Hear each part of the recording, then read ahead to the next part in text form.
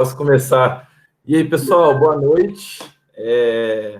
Prazer estar aqui com vocês, tá compartilhando um pouquinho tanto do tema, tanto um pouquinho de como a gente trabalha ele aqui na Stone, tá?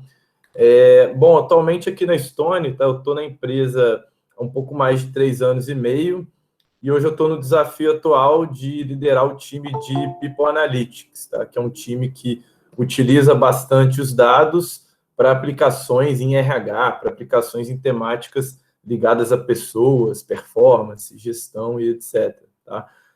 Dentro da minha carreira, eu sempre trabalhei com dados, tá? Então trabalhei bastante em áreas de planejamento, estratégia, operações, projetos Six Sigma. Então, sempre durante toda a minha vida e a minha formação, né? Eu sou engenheiro de produção por formação, sempre naveguei muito em trabalhar com dados para ajudar negócio a tomar decisão, e atualmente estou nesse desafio aqui, né, do People dentro da Stone, onde eu estou desde há pouco mais de 2 anos, né, que a gente criou essa área. Então, eu estou desde a criação da área até, enfim, alguns projetos que a gente já fez, né? E a ideia é tentar trazer um pouquinho de alguns exemplos, casos de aplicação dentro da nossa dinâmica aqui.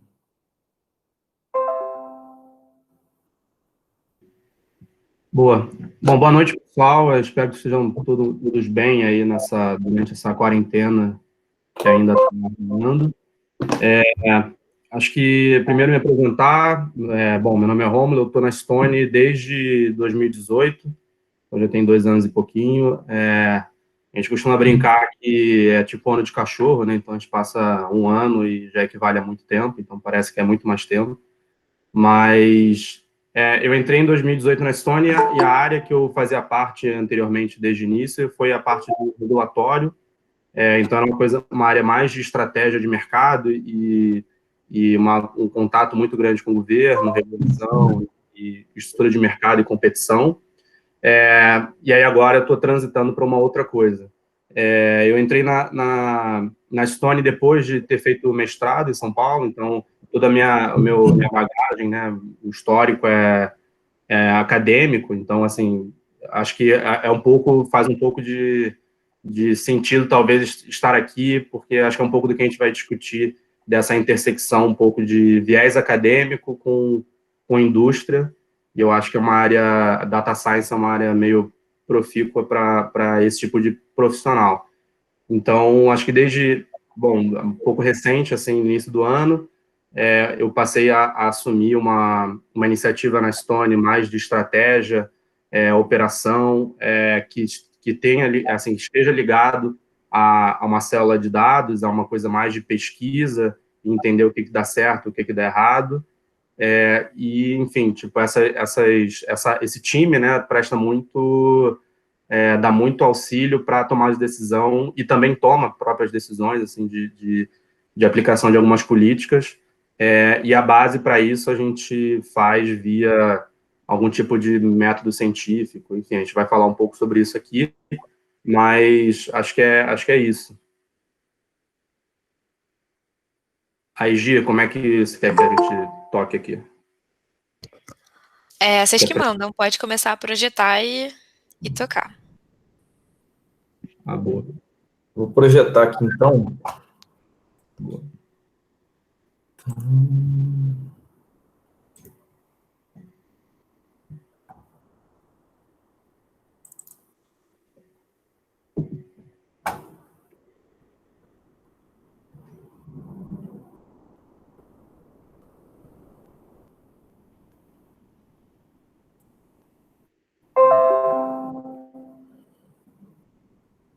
Boa. Estão vendo aí já, pessoal? Está projetado aí para você, Romo?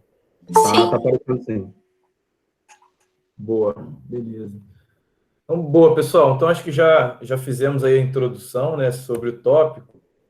E aqui está basicamente a agenda que a gente vai passar, tá? Então, vamos passar um pouco sobre Data Science, tá? Introdução, o que é e sua importância. Depois vamos falar um pouquinho sobre aplicações, tá? Então, desmistificando Data Science, né? O que é Data Science, o que não é Data Science. Acho que tem muito essa discussão hoje em dia. Depois, frentes de aplicação e aplicação em cases, da onde a gente vai explicar vamos exemplificar algumas situações na Stone, onde a gente utiliza desse tipo de ferramenta. E, por fim, a gente fecha falando um pouquinho de possibilidades de carreira, principais dicas, dessa linha. Tá?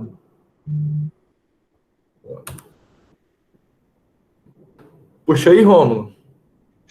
Boa. Acho que a gente quer introduzir aqui um pouco, porque acho que é importante que esse tema ele seja... Bom, não tem definições formais, então acho que todo mundo acaba, sei lá, indo pelo... Enfim, né, tá na moda essa palavra, essas duas palavras, data science, e essa própria coisa de trabalhar com dados. Então, assim, não existe nenhuma definição formal, e aqui a gente vai abordar um pouco, pelo menos, do que é o nosso conceito, a nossa visão, do que é essa pessoa, né, o que essa pessoa faz. E existe um pouco de motivação para por que a gente está falando sobre isso hoje, porque isso está tão na moda. E aí é uma coisa que se deu, acho que nos últimos, sei lá, nos últimos 20, 30 anos, com a profusão de informação gerada, principalmente no setor privado. Então, acho que é uma área que é fruto de um movimento de avanço tecnológico e de processamento de computação, né, computacionalmente falando, que permitiu essa quantidade enorme de informação sendo processada pelas empresas, né, principalmente, e existe, assim, né, uma busca por profissionais que consigam extrair o máximo dessas informações do ponto de vista operacional, do ponto de vista de melhoras em determinado produto, do ponto de vista de, enfim, né, de previsões. Então, acho que a gente chega agora, falando desse assunto, eu acho que por um passado que as empresas se desenvolveram em meios que permitiram a tecnologia ser muito...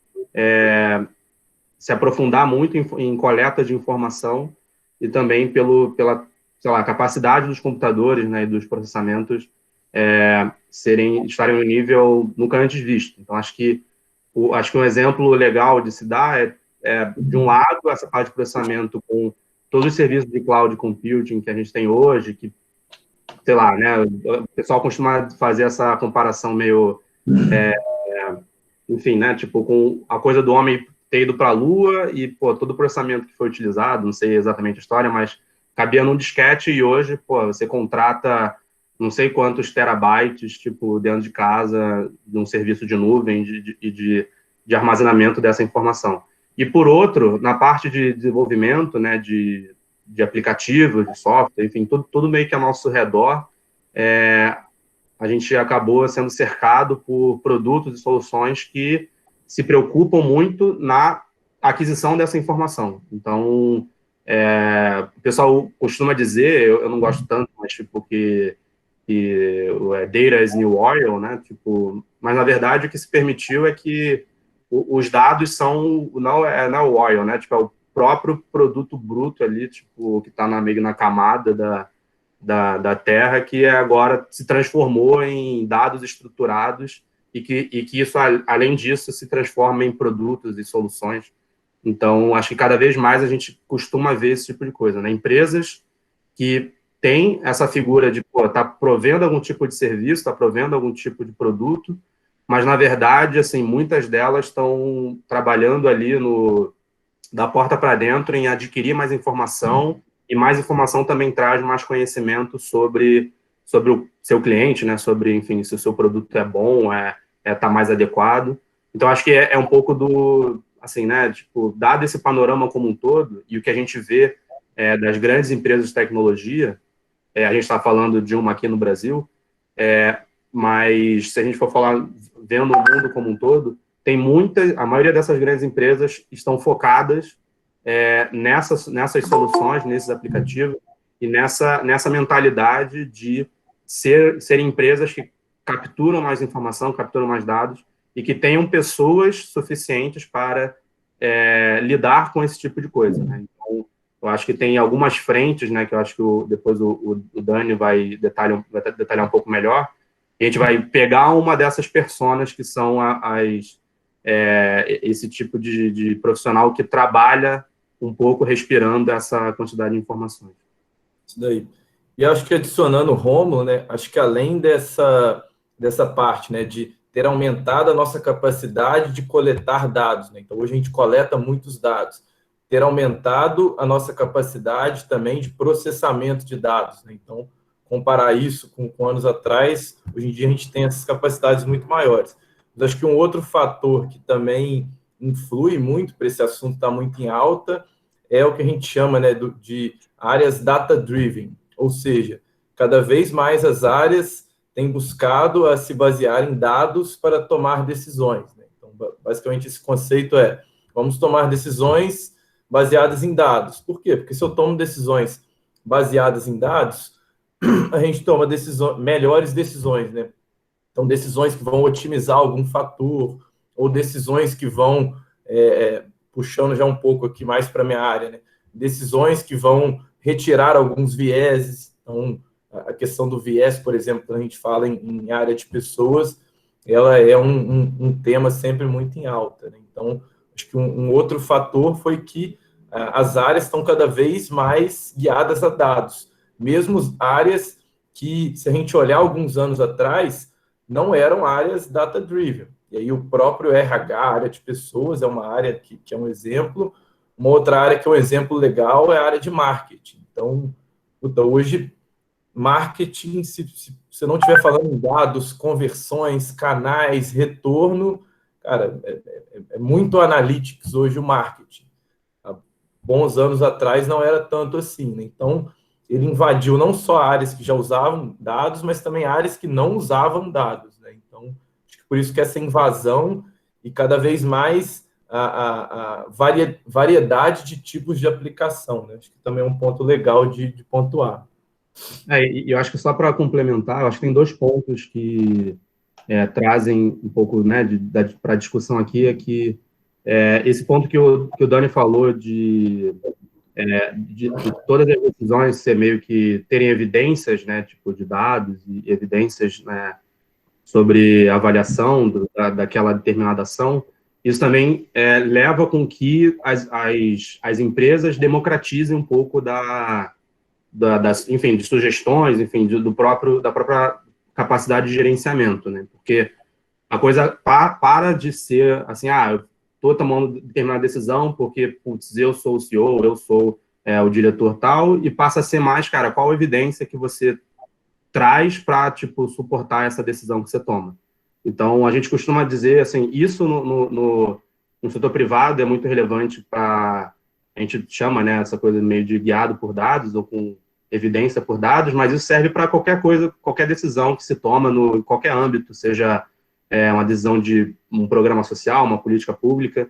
A gente acaba vendo essa profusão de dados e de tomada de decisão baseada em algum método científico que avalia essa decisão em outras esferas, não somente no setor privado. A questão toda é que o setor privado é onde reside a maior quantidade de informação de fato. Então, acho que não tem exemplo melhor para dar do que o exemplo recente da pandemia.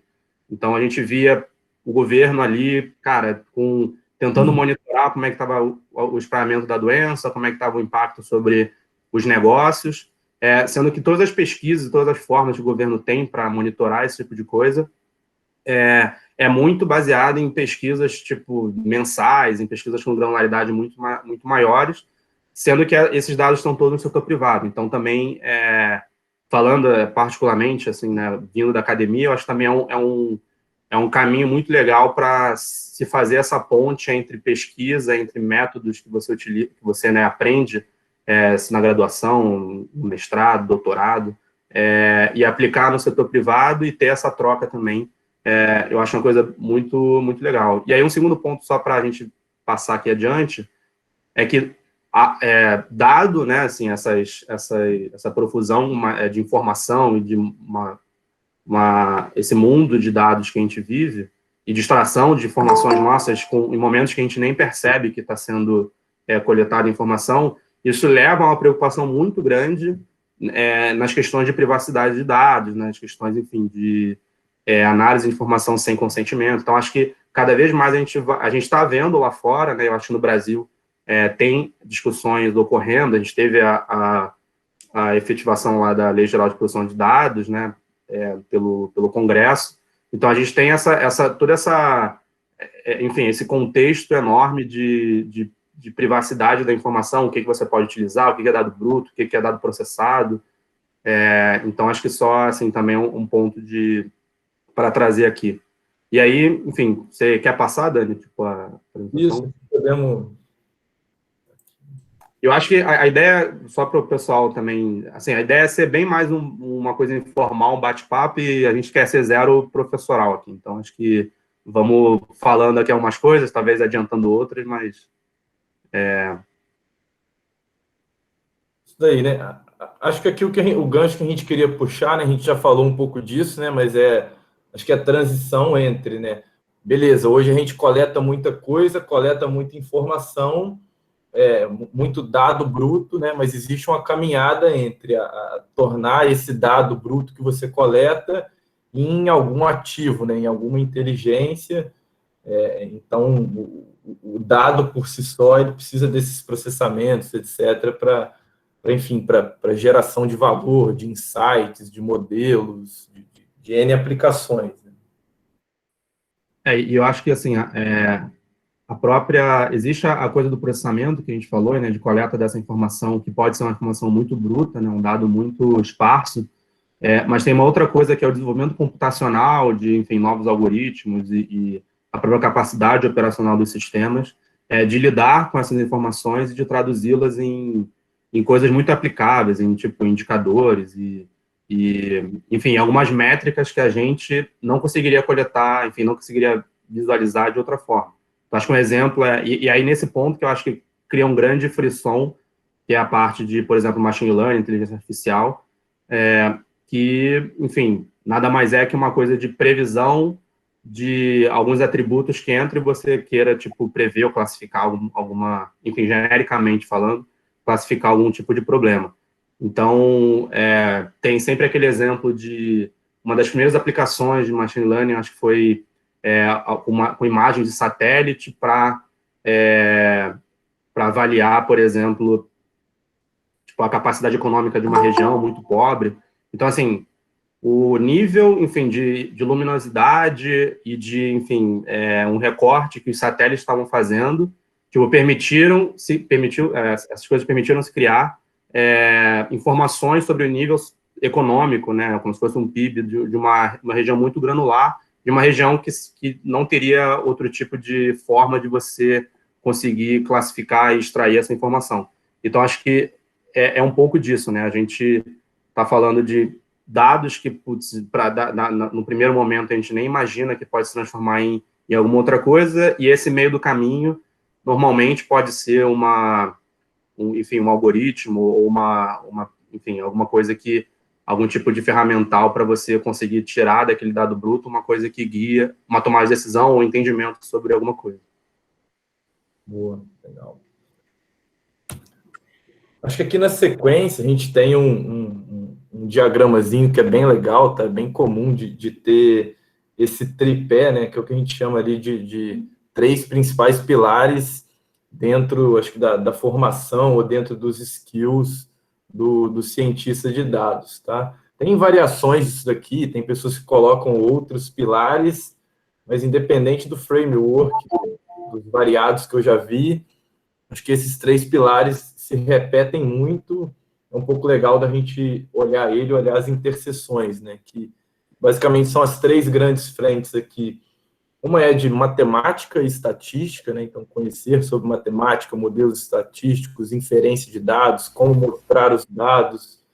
Acho que esse é um dos pilares. A gente tem um outro pilar, que é um pilar computacional / de tecnologia, né? Que vai permitir a gente enfim, armazenar muitos dados, a trabalhar com esses dados, a rodar modelos em bases gigantes que, enfim, não seria possível sem uma ferramenta computacional. E junta isso com o terceiro pilar, é o pilar de negócios, né? O pilar de entendimento de negócio, entendimento de business. Ele pode ser, enfim, tanto olhado de uma maneira mais genérica, tanto olhado para algum tema de aplicação, né? Então, por exemplo, no People Analytics, É importante, por exemplo, você saber de negócio, você saber um pouco sobre a dinâmica da área de pessoas. Isso ajuda dentro dos projetos que a gente tem, né? E daí, acho que é legal também comentar, né, o que a gente tem dentro das interseções, né, que ele fala aqui. Então, puta, a gente já tinha dados antigamente, sempre trabalhou com dados, ok. Então, a gente tem muita figura que junta aqui o que ele dá, né, dentro da área de negócios com a parte de matemática e estatística, que é o que ele chama de análise tradicional. Então, a análise tradicional vai juntar, né, o que eu tenho de conhecimento do negócio ou da área que eu estou estudando com ferramentas matemáticas, ferramentas estatísticas para eu tirar a conclusão. O que é o grande a mais que entra na jogada para o cientista de dados? São as ferramentas computacionais que vão permitir rodar modelos e trabalhar com grande quantidade de dados. Agora eu chamo a atenção para os outros dois, as outras duas interseções, né?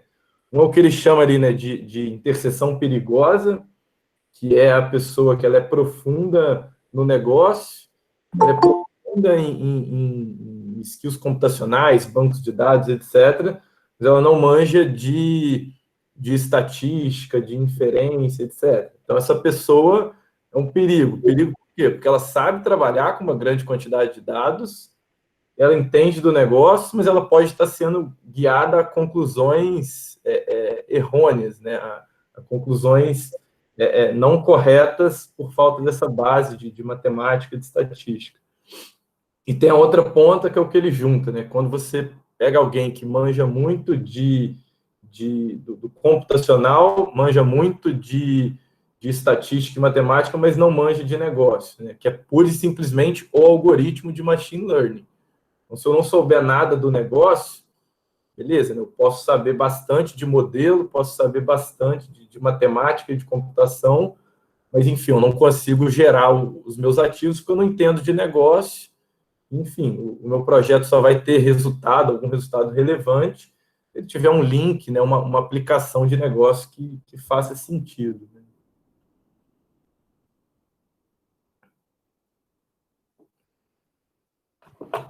Eu acho que o que a gente acaba percebendo é que essa área, ela tem, o que a gente tinha falado lá de desmistificar, né, porque não é somente mexer com dados que você, né, tipo, sei lá, é um data scientist. Então, eu não sei exatamente qual que é a definição que você, talvez a galera esteja aqui, utilize, assim, eu acho que, e também acho que não tem nenhuma certa.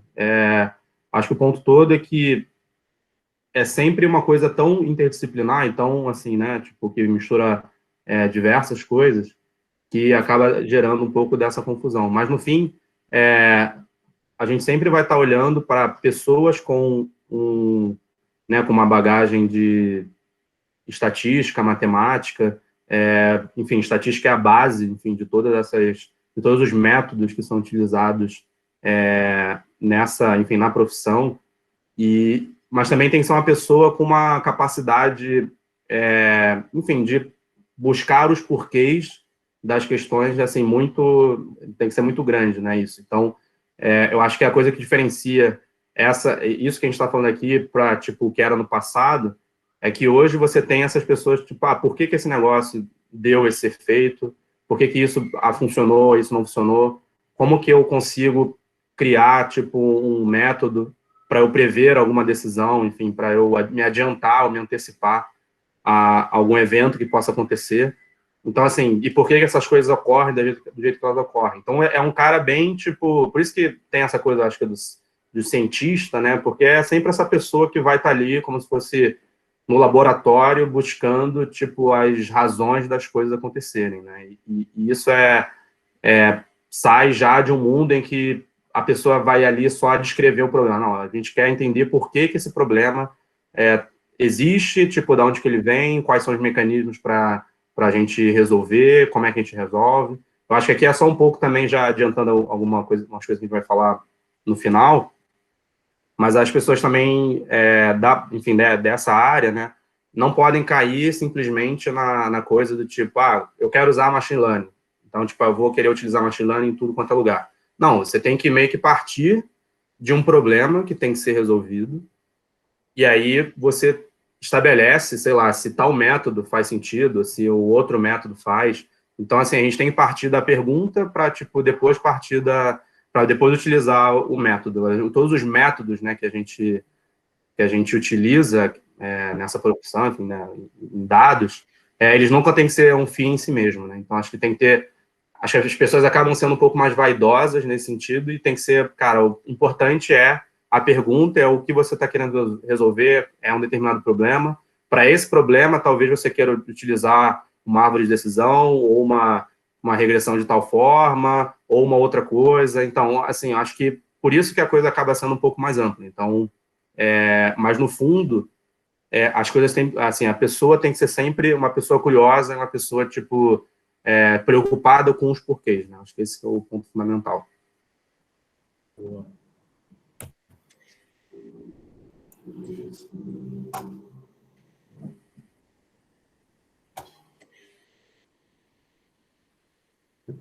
Aqui a gente quis trazer isso a gente pegou de uma apresentação também, mas eu acho que resume bem, tipo, todas as coisas que, né, algumas delas, né, algumas frentes que a pessoa de dados acaba tendo que olhar.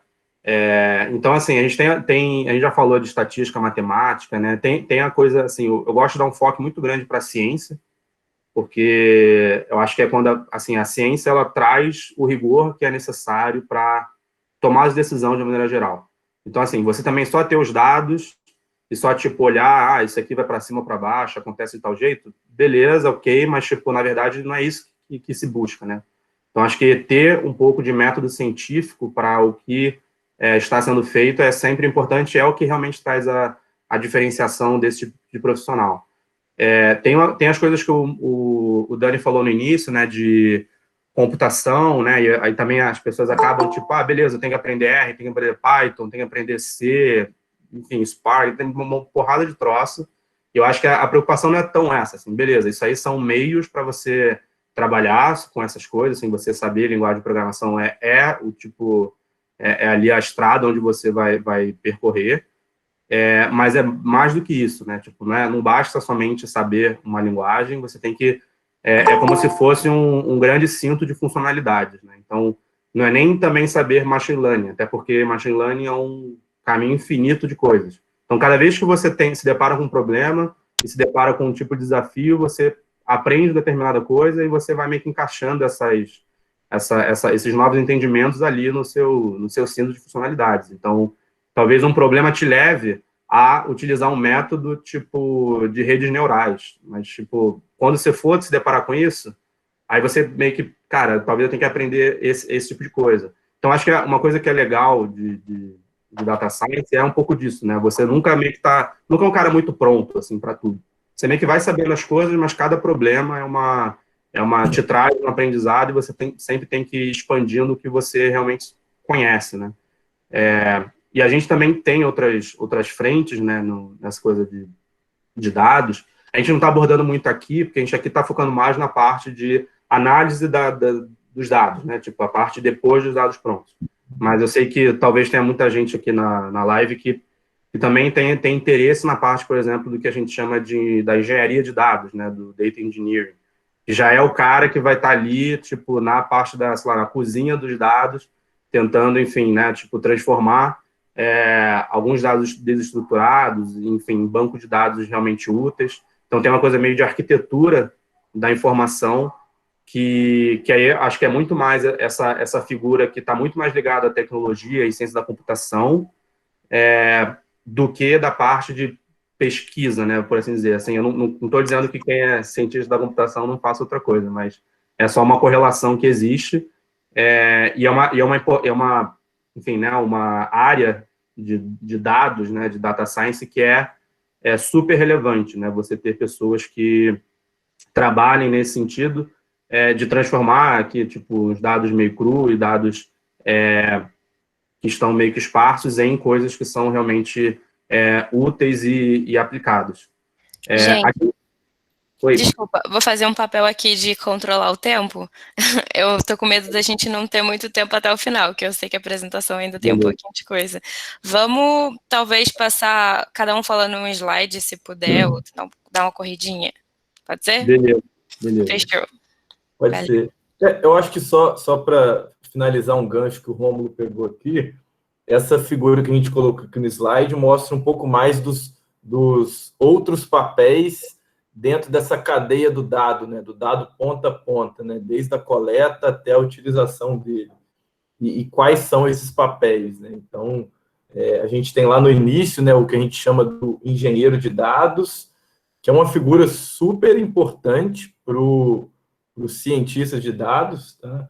Então, quanto melhor o trabalho de coleta, de juntagem e montagem de dataset, regras de negócio, limpeza de dados, ele é bem feito, melhor, mais fluido, mais rápido, mais assertivo vão os trabalhos dali para frente.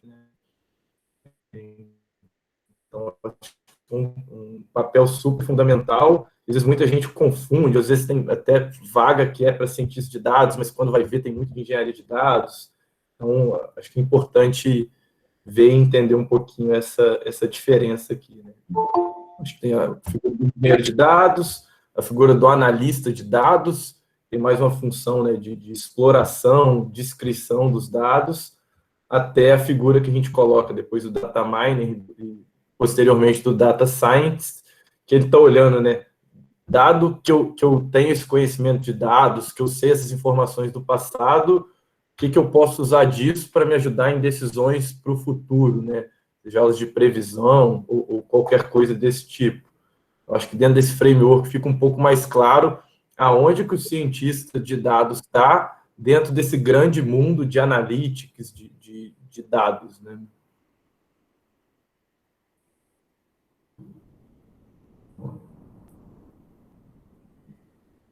Aqui eu acho que eu posso falar um pouco, acho que eu acabo falando demais aqui, mas vamos ser um pouco mais sucinto. Eu acho que a gente está trazendo aqui algumas frentes de aplicação e enfim, acabo trazendo eu faço uma definição que talvez não seja tão usual, mas normalmente as pessoas, né, de dados, né, essa ciência de dados, pelo menos o que eu tenho visto, enfim, tanto na Stone quanto em outras empresas, é que existe uma preocupação em entender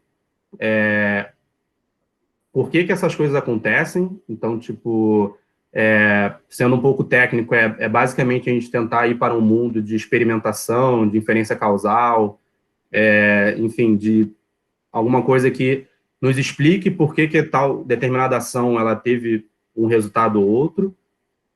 E aí tem uma outra parte que vai muito mais para previsões sobre, enfim, né, sobre algumas determinadas ações, e essas coisas são muito, muito úteis para se antecipar a um determinado evento.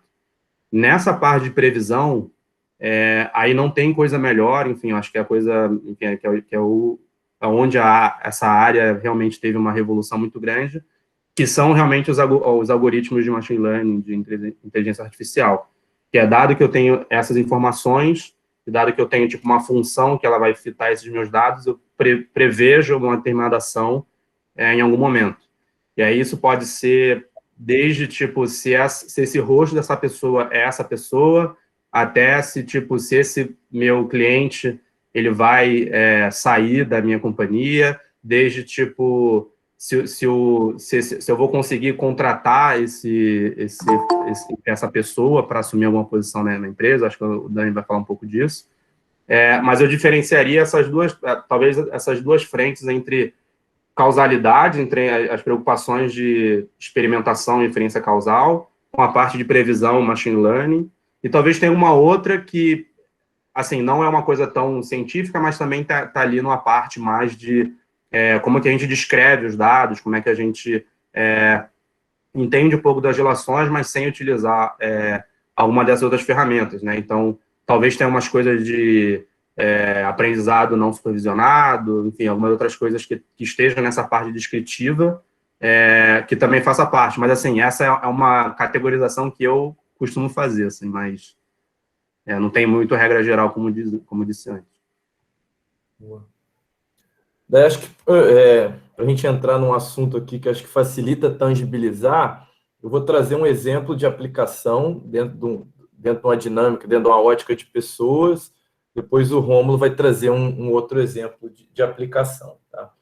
Então, basicamente, o case que eu trouxe aqui para a gente discutir é o seguinte: dentro da Stone, a gente tem o nosso maior processo seletivo, inclusive é um dos maiores processos seletivos do Brasil, que é o Recruta Stone. É o maior, né? Acho que foi o maior na última edição, né? Pelo que a gente olhou, né? Se não é o maior, tá entre os maiores. Da onde até na última edição de 2019, do segundo semestre, a gente teve mais de 70 mil inscritos. Então, puta, como que eu vou fazer um processo seletivo onde eu tenho 70 mil inscritos, eu tenho as minhas primeiras etapas, né, elas são etapas online, né, de preenchimentos, testagens, etc., mas eu chego numa determinada etapa do meu processo que eu tenho uma etapa presencial. E daí, dado que eu tenho essas etapas presenciais, né, como que eu vou fazer esse funil para que eu trie da melhor maneira possível, né, para que eu chame para eu conhecer pessoalmente as pessoas que têm mais chance de, enfim, darem certo aqui na Estônia. Né? Então, qual que é o meu desafio de negócio aqui? Dado que eu tenho uma grande base de atração, como que eu seleciono as melhores pessoas, as pessoas que enfim, têm uma tendência, né, uma probabilidade a dar mais certo na companhia. Daí, nesse sentido, a gente já começa com uma definição importante, né? Que é o que é o fator de sucesso para mim? Ou seja, o que é o meu trigger de sucesso? É a pessoa ser o nosso recruta, passar lá como recruta? É a pessoa passar da dinâmica? É a pessoa não passar como recruta, mas ser contratada para a empresa, o que é super comum? Né?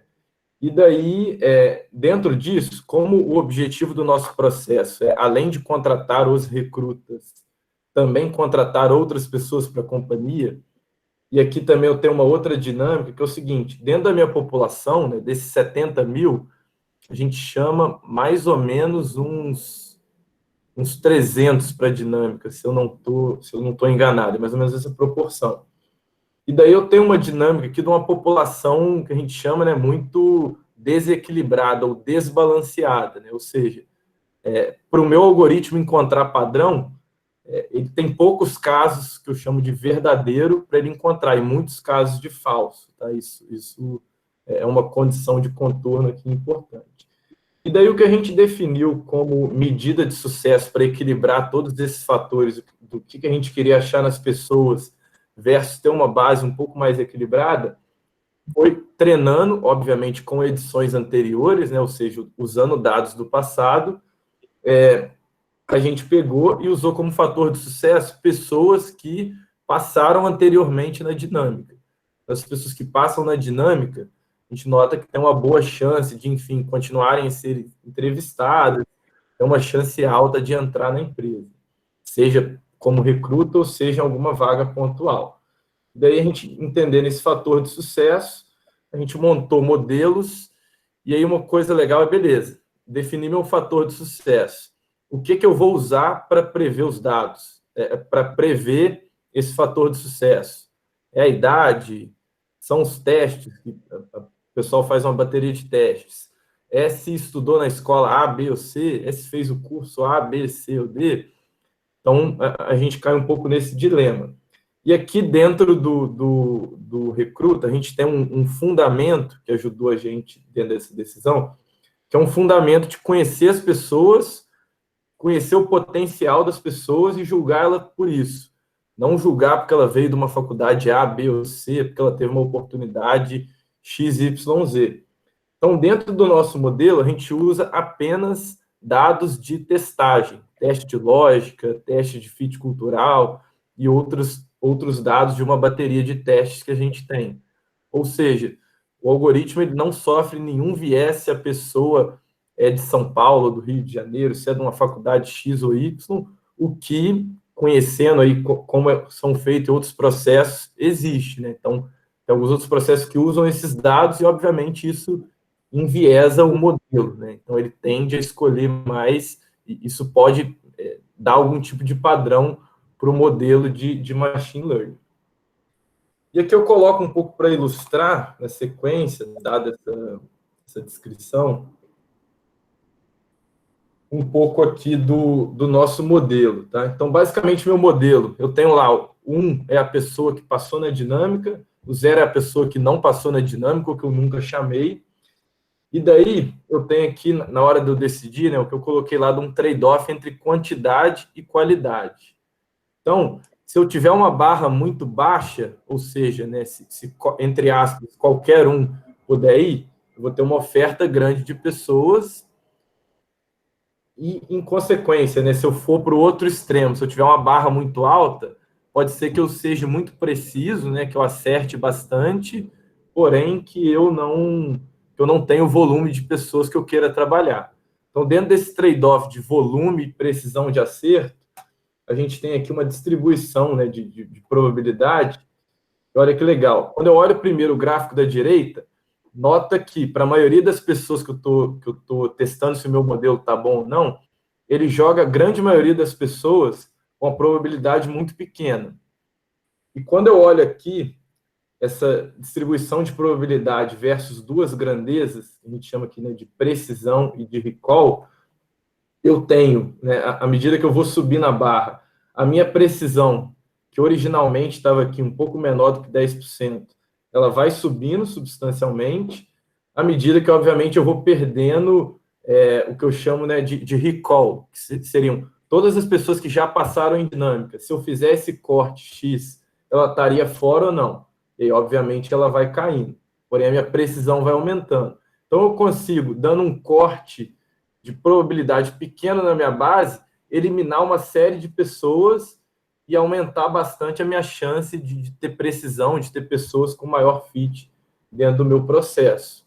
Então, hoje a gente usa esse tipo de modelo, esse tipo de racional, na hora de fazer uma triagem em volume grande, como, por exemplo, é no nosso Recruta Stone. Acho que é um pouquinho do que eu queria trazer aqui de exemplo de aplicação dentro de uma dinâmica de pessoas, né? Legal. Aí eu acho que também para complementar, né, seguindo nessa tentativa de classificar entre previsão e experimentação, acho que o Dani deu um exemplo bacana dessa parte de prever performance e coisas assim. E aí eu acho que tem tantas outras aplicações que a Stone utiliza internamente em termos de machine learning. Assim, tem, por exemplo, o modelo de churn, né? Churn é saber, enfim, né? Tipo, se o cara vai sair da Stone ou não, o cliente vai parar de transacionar com a gente ou não. E aí a gente faz esse modelo de churn também para ter um pouco dessa acurácia, de tipo, da probabilidade do cara sair ou não. Isso é só um outro exemplo, assim, acho que tem vários, né?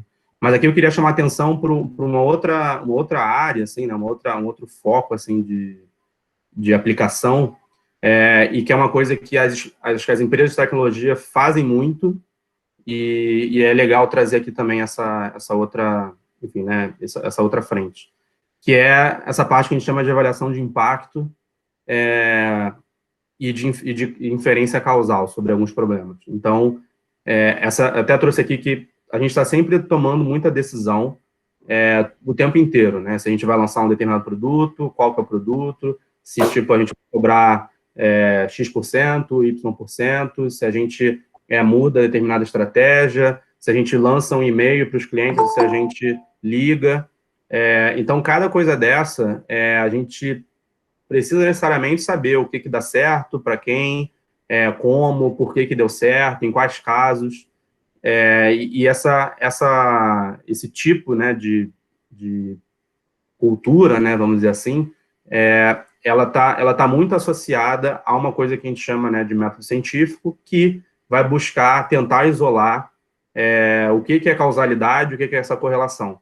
Então, eu acho que todo mundo já deve estar acompanhando a coisa das vacinas, contra o coronavírus, e aí sai um determinado estudo na França que utilizou cloroquina e depois vê que não teve um determinado grupo de tratamento e controle bem definidos. Então, assim, eu acho que é legal que essas coisas estão acabando chegando, assim, na população que é mais, enfim, que não é tão no meio, mas tudo que se busca, na verdade, é garantir que o que você está medindo depois de determinada intervenção, que pode ser um e-mail que você manda, que pode ser tipo nível de preço que você determina, esse efeito que você queira medir esteja vindo dessa intervenção. Então, que esse efeito que você meça seja causal.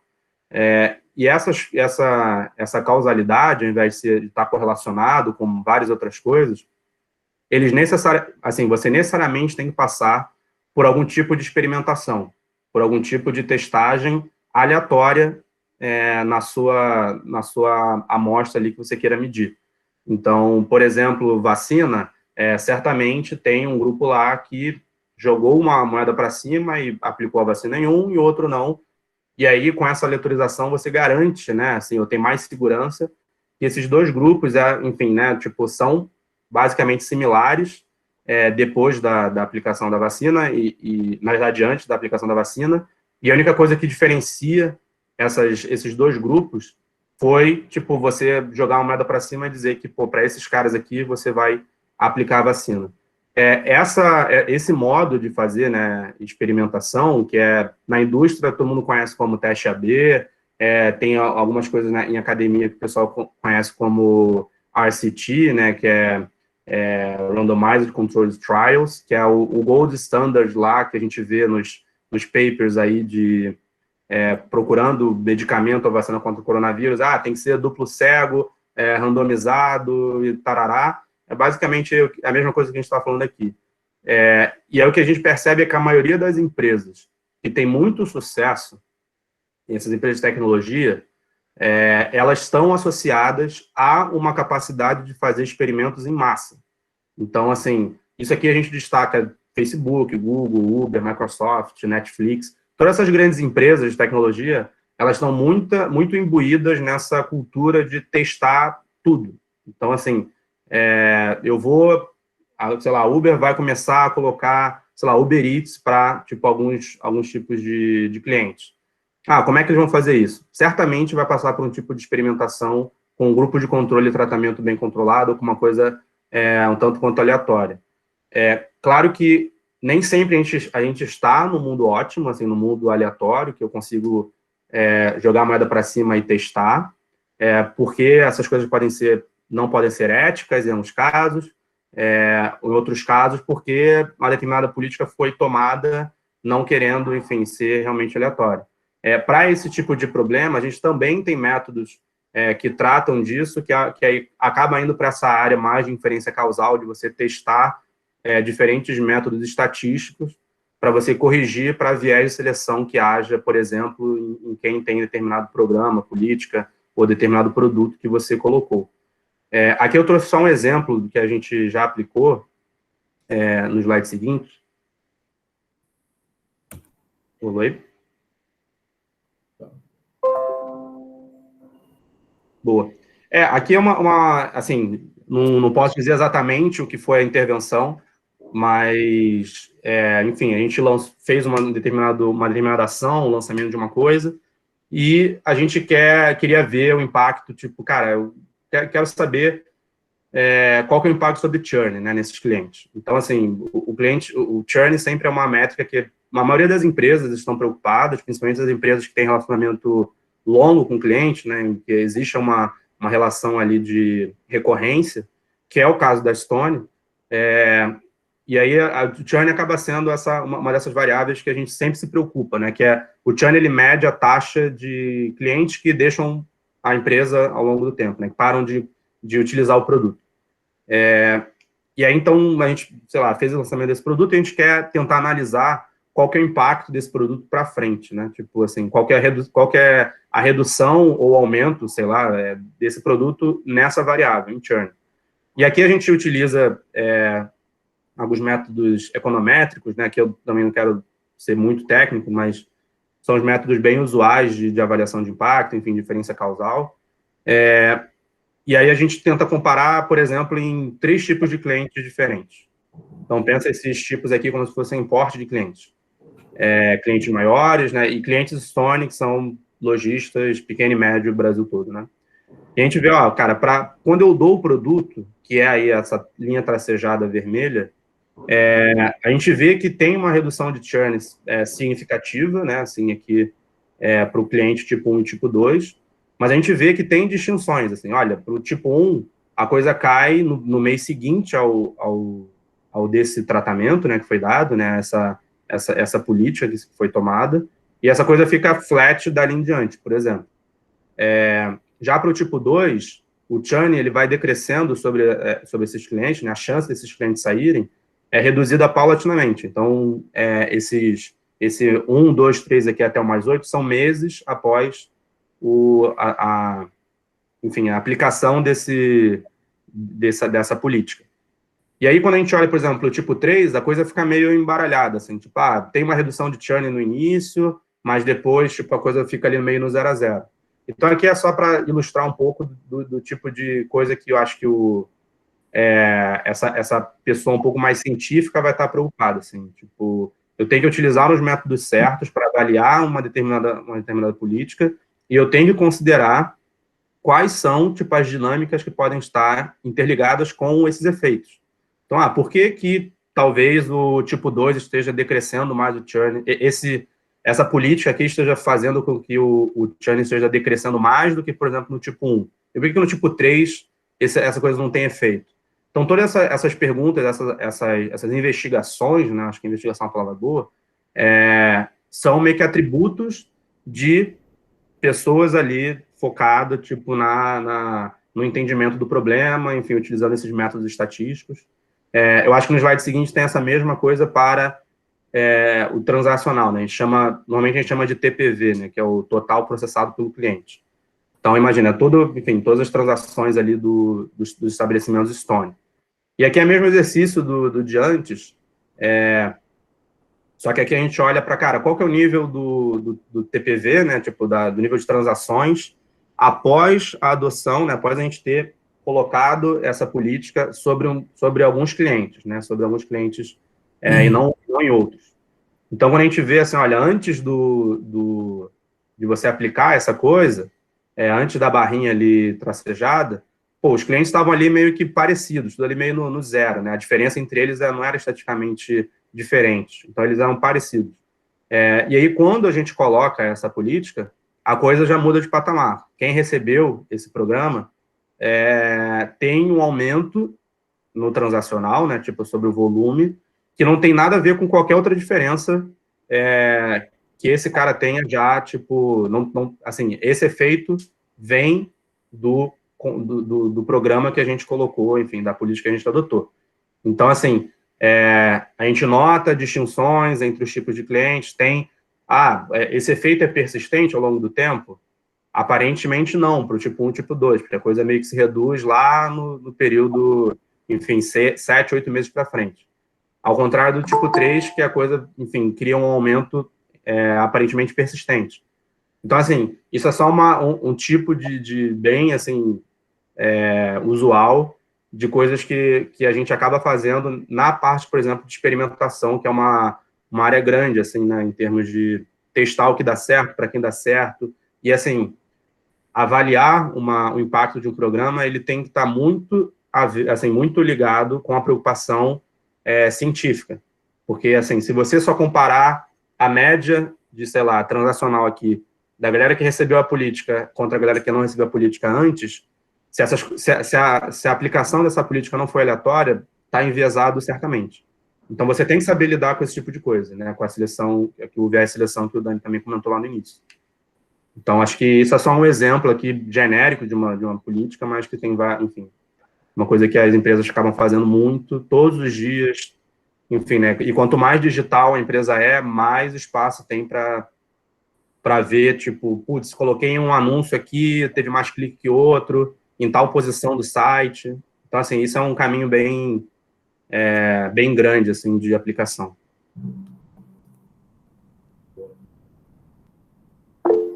Daí acho que a gente vai para a última sessão, para a gente não estourar, para a Gisele não ficar brava com a gente. Que é um pouco de carreira e de dicas, né, Romulo? Eu acho que aqui a gente já falou bastante coisa sobre um pouco do que quase, né, todo cientista de dados faz, mas eu acho que tem um pouco disso de testar algumas hipóteses. Então, putz, será que esse produto aqui aumenta, diminui a receita ou o transacional desse cara? Por exemplo, a gente usando o exemplo da Stone. Ou será que, tipo, como é que eu consigo pegar na minha população aqui de clientes qual que é a previsão de churn no mês seguinte para parte deles? Então, assim, isso são perguntas que o pessoal de dados tem que tentar traduzir em métodos para serem aplicados e também em resultados. Então, acho que essa coisa que o Dani falou também de estar sempre preocupado com o negócio, né? Acho que a coisa toda é exatamente essa. Você tem que entender do contexto no qual você está avaliando aquele tipo de coisa. E aqui tem vários outros, né? Você tem que entender qual que é a relação dos dados. Eu acho que uma coisa importante, só que eu gostaria de chamar a atenção, é que também existe esse frisson com machine learning, existe esse frisson com artificial intelligence, mas eu acho que o data scientist se destaca aprendendo e entendendo o que se passa em cada algoritmo. Então, putz, por que esse negócio está dando tal coisa? Esses modelos eles não podem serem interpretados como uma caixa preta, apesar de existir muita dificuldade de interpretação dos algoritmos, do que está acontecendo ali dentro.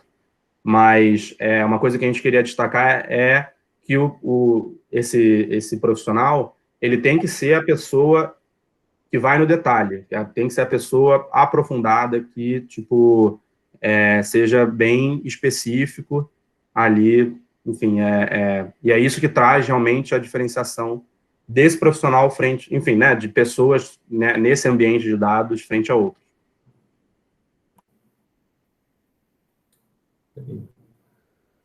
E que a gente colocou também, acho que algumas principais dicas aí, né? Então, acho que a dica 01 a gente falou bastante, né? Se preocupe em resolver problemas relevantes para o negócio. Então, cara, acho que você existe, a tua atribuição, o teu projeto, etc., ele só existe para resolver um problema de negócio, tá? O algoritmo de machine learning, as técnicas, as ferramentas são meios, né? Meios para você entender e gerar valor para um problema de negócio. Acho que a dica 02 a gente não falou em partes, né? Mas acho que é saber usar bem ferramentas de limpeza de dados. Então, assim, quando a gente vai para a vida real, que a gente chama, né?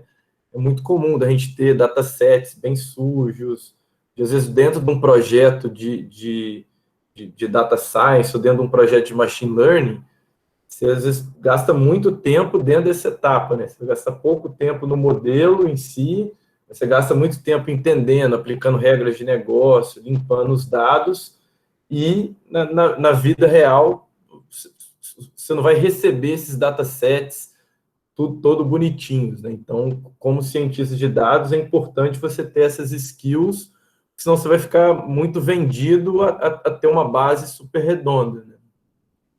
A gente costuma dizer, né, que, sei lá, 80% do seu tempo ou por aí você gasta em, tipo, limpar a base, enfim, né, fazer todo deixar a base certinha para você rodar enfim, algum modelo e aí pensar no que pode estar ocasionando aquelas coisas. Então, ter essa noção, tipo, de base de dados e de, enfim, linguagem de programação que lidem com dados é fundamental.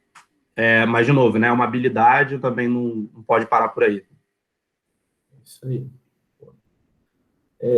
A dica 03 acho que é uma dica legal, porque ela enfatiza muito, né, acho que a importância de conhecer, né, fundamentos, bases conceituais, e um pouco menos ali, não que não seja importante, né, mas não se apegar, acho que esse aqui é o grande insight aqui, né, não se apegar, às vezes, a alguma ferramenta ou alguma linguagem de programação, porque isso muda, né, as ferramentas vão evoluindo, surgem linguagens, então, que vai mudar, acho que é a maior certeza. Agora, os fundamentos, acho que são super importantes, tá? de ter uma boa base. Seguindo aqui, acho que é um ponto de entender o problema no detalhe, que eu acho que eu vinculo com duas coisas aqui. A principal delas é a parte que o Rômulo falou, né? Dentro de um projeto desse, a gente gasta, cara, 20, 15% do tempo modelando e criticando esse modelo.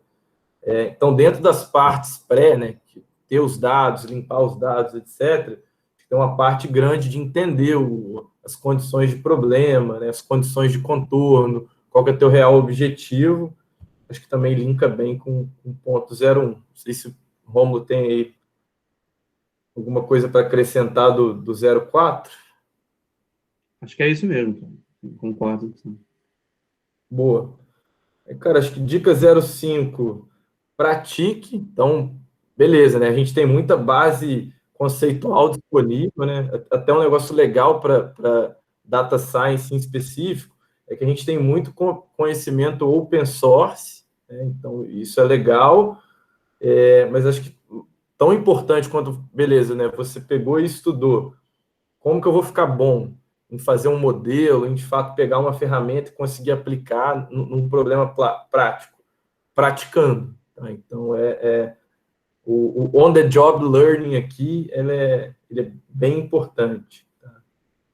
E acho que um último que a gente pontuou aqui, a dica 06, que eu acho que ela é bem importante, que é o seguinte, não adianta nada a gente ter, né, o melhor modelo de machine learning do mundo, ou a ferramenta, uma análise extremamente robusta, extremamente preparada, extremamente metodológica, se aquele ativo que você está gerando, sejam eles insights ou conclusões para a tua área de negócio mudar alguma coisa na operação, seja ele um modelo que vai estar plugado dentro de alguma sistemática da tua operação. Então, o que muda resultado, né, o que vai trazer resultado para a empresa é essa transição, né, entre a parte do projeto, da experimentação, e o que vai para jogo, né, vai para a operação, que gera valor.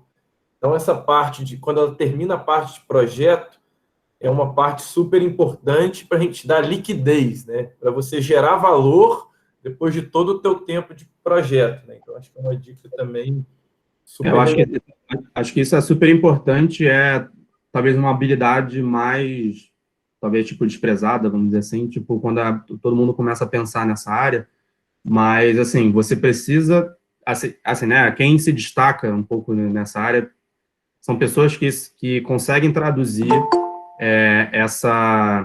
enfim, né, tipo, essa linguagem toda de conclusões que se tira de uma análise, seja, tipo, por machine learning, seja por qualquer outra coisa, beleza, tipo, achei isso, quais que são as tomadas de decisão, quais são as recomendações, como que eu consigo, tipo, direcionar a decisão para A ou B.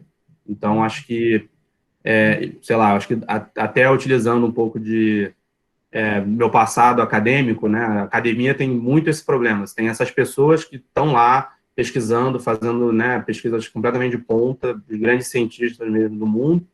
E, por exemplo, em muitos casos, a tomada de decisão está completamente alheia a esse tipo de coisa. Então, a gente vê políticas sendo feitas que não tem nada de ciência no meio, tem políticas sendo feitas sem nenhuma avaliação, e a gente, assim, né, a gente não pode, por exemplo, numa empresa, numa companhia, permitir com que essa riqueza de entendimento seja gerada e também não seja utilizada. Então, acho que é um pouco da preocupação. Assim, pessoas precisam traduzir os resultados vindos de um método que pode ser complexo em tipo, decisões muito assertivas. Né? A gente precisa conversar o idioma, por exemplo, da gestão da empresa, enfim, de pessoas que não são do meio, né? Que não são técnicas. Então, acho que é um pouco isso, é uma das diferenciações maiores, eu acho, desse profissional. Boa. E acho que é isso, Gi, do principais conceitos aí do material. Daí acho que podemos abrir para dúvida aí da turma. Para perguntas aqui, né? Eu vou começar com as perguntas que estão aqui embaixo, porque são mais relacionadas a competências e a carreira, que é o que vocês estavam falando agora. O André Carneiro perguntou como desenvolver competências relacionadas a métodos científicos. Eu acho que se a pessoa não tem nenhuma bagagem estatística, eu acho que a primeira coisa seria aprender algumas, enfim, né, tipo, análises que venham da estatística. Então, teste de hipótese, entender as distribuições, o que é uma inferência estatística, o que é uma coisa estatisticamente significante. Então, todas essas relações de teste de hipóteses, eu acho que é a coisa mais básica para, tipo, para se adentrar ao mundo de ciência, né? Então, você precisa entender a estatística, ela é a base da matemática por si só. Então, tipo, eu acho que aprender ter uma bagagem muito boa, tanto de estatística quanto de matemática, é bem importante. Aí existem coisas, assim, que, por exemplo, que aí é transversal a um monte de profissão. Bom, eu sou economista, tipo, e aprendi algumas técnicas estatísticas, mas que também são utilizadas na medicina, na biologia, enfim, tipo, em todas as outras ciências, né, por assim dizer. E esses métodos são meio que similares, né? Você está meio que testando as mesmas coisas. Então, tem muito material disponível na internet que vai tratar, por exemplo, de inferência causal, que vai tratar dos métodos que é utilizado, enfim, para se avaliar coisas, e talvez o modelo mais básico, né, o meio mais básico do que a gente aplica, né, do que um data scientist aplica no dia a dia, é regressão, né, tipo regressão linear, multivariada. Então, assim, esse tipo de coisa, eu acho que é o início para você adentrar nesse mundo, tipo, você entender como é que as variáveis se comportam, como é que você quer explicar uma variável a partir de outras. Essa relação é linear? Talvez nem sempre seja. Então, assim, aí você começa a expandir esse conhecimento, mas sempre parta, tipo, de estatística, de matemática, e aí vá avançando para as coisas mais de regressão, para as coisas, enfim, de inferência causal. Seria um pouco da minha dica aí. Isso aí. O Heitor Moura perguntou, poderia dizer se um Green Belt em Lean Six Sigma supre os conhecimentos de matemática e estatística necessários para Data Science, ou existem particularidades diferentes? Cara, isso eu posso responder que eu tenho formação de Six Sigma.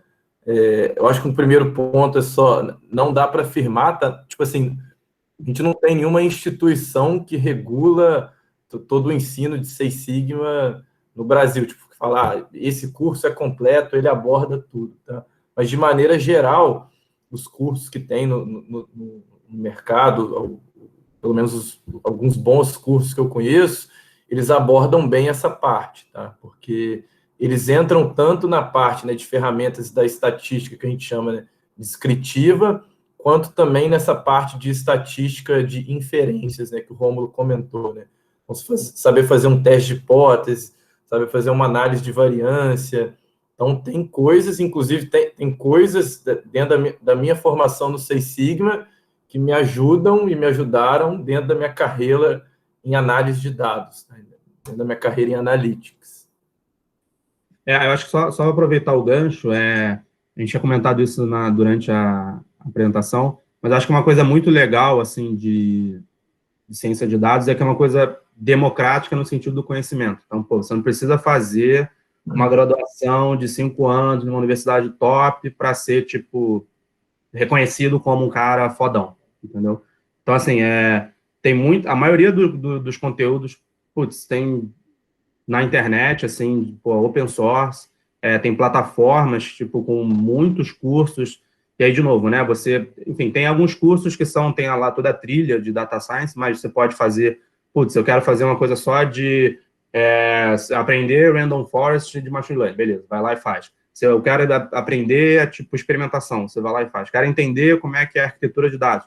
Então, todos esses cursos têm material, tipo, infinito na internet. Assim, eu recomendaria, né, tipo, o Coursera, DataCamp, o Udemy, tipo, todas essas meio que plataformas que talvez a maioria conheça, que são bons fontes de conhecimento, e algumas delas gratuitas, para você aprender um pouco sobre, enfim, ter um pouco do ferramental. O Dani comentou também de aplicações, né? Acho que a gente tem o Kaggle, né, que é uma plataforma tipo de desafios, para quem é da área.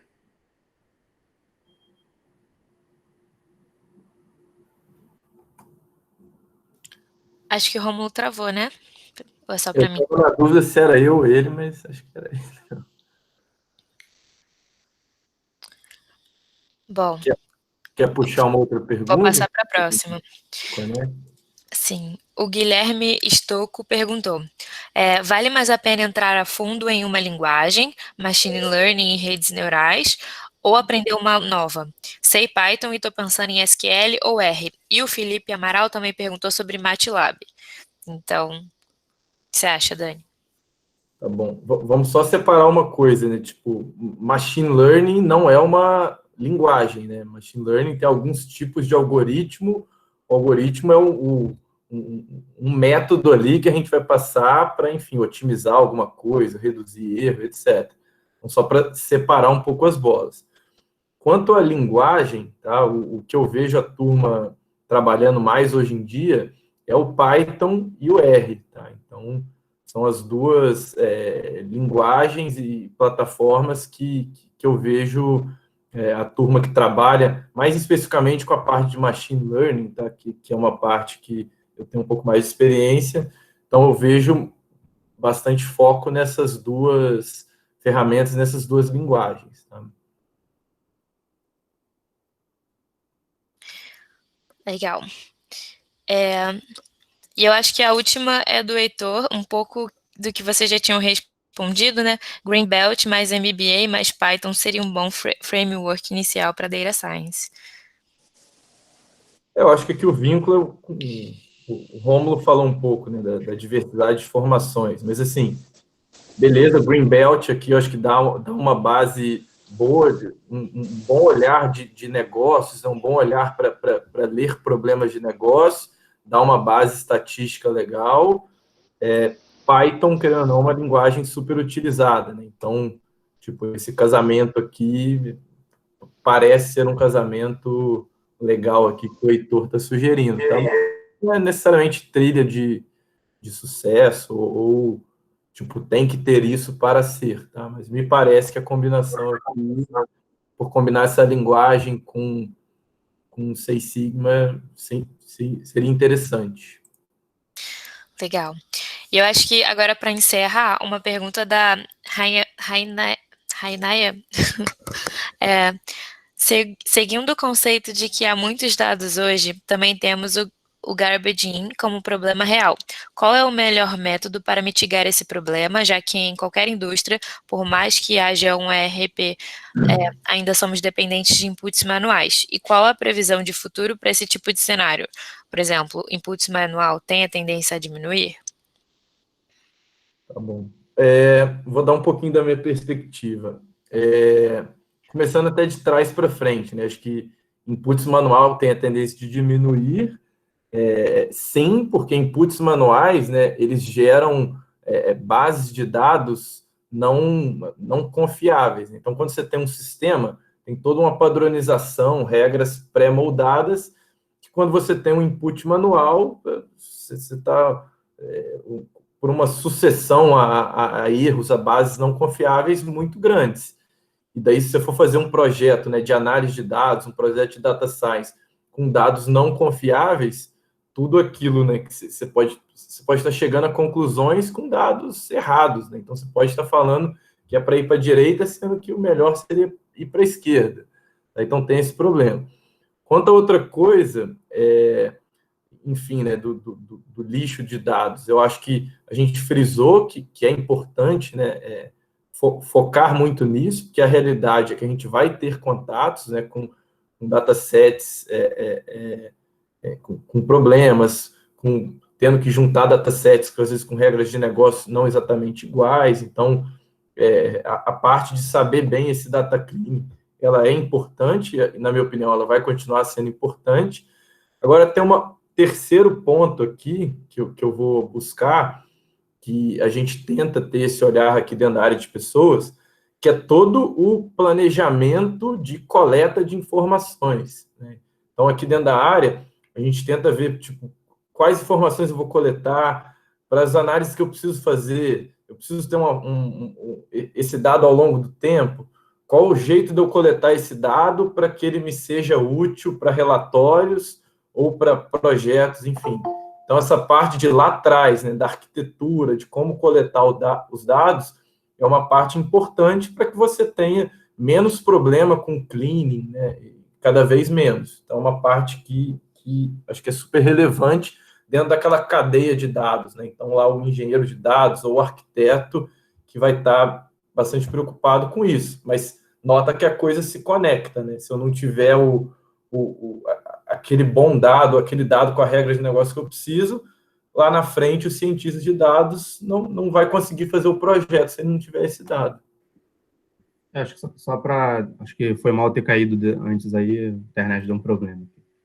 Mas só para complementar isso também, eu acho que essa percepção, né, essa coisa de ser perspicaz, tipo, no tipo de dado que você gostaria de ter para resolver um problema, por exemplo, e quando você não tem, se a empresa, tipo, tem um produto, né, ou permite esse tipo de coisa, eu acho que está muito na figura do cientista de dados de propor, assim, putz, a gente precisava ter essa informação e talvez a gente tenha que coletar dessa forma, utilizando, tipo, os nossos canais, as nossas, enfim, tipo, interações que a gente tem com o cliente. Então, assim, eu acho que isso é uma coisa muito útil de ter o dado, assim, né, a pergunta vir antes do dado, né, eu acho que isso acontece em algumas vezes. Quando a empresa tipo, tem um produto, né, ou tem uma estratégia que permite isso, né, assim, de a colher da informação acontecer, eu acho que é muito legal, assim, pelo menos é o que a gente vê na Stone, tipo, dado que a gente está com toda a nossa força de vendas, né, tipo, os agentes na rua, com a interação que a gente tem com o lojista, e muito lojista entrando em contato com a gente, né, acho que o atendimento da Estônia realmente um diferencial. Tudo isso a gente consegue, tipo, também traduzir, tipo, em informações super relevantes para melhorar os nossos produtos, melhorar a nossa política também. Então, acho que isso é uma coisa muito útil mesmo, assim, ter essa perspicácia, tipo, de enxergar o dado quando ele não existe. E aí você meio que propor como é que você busca, né, essa informação. Só um último ponto que eu lembrei aqui, que eu acho que vale a gente comentar também, é que por mais que você faça esse trabalho prévio, né, de fazer as perguntas, como coletar os dados, isso não é uma condição estática, né, é uma condição dinâmica. Então, à medida que vai passando o tempo, você tem novas perguntas, você tem novos problemas, isso vai te levar a ter que captar outros dados, a ter que enfrentar outros problemas, né? Então, não é um negócio que você vai olhar uma vez, planejar e esquece. Não, é dinâmico. Legal. Bom, acho que não temos mais perguntas. Queria agradecer a galera que ficou com a gente aqui agora. Eu estou mandando o link para vocês dizerem o que vocês acharam da live, as sugestões para as próximas, o que vocês querem ouvir por aqui. E agradecer Rômulo e Dani, muito obrigada por vocês terem topado passar essa quarta-feira à noite com a gente, ensinando um tema que vocês são super feras, então valeu, a live foi ótima. Obrigadão. Valeu, Gi, pessoal. Boa sorte a todos aí. Sempre um prazer. Boa. Valeu, Tchau. Gi. Valeu, pessoal. Boa noite. Valeu. Tchau, gente. Adeus. Abraço.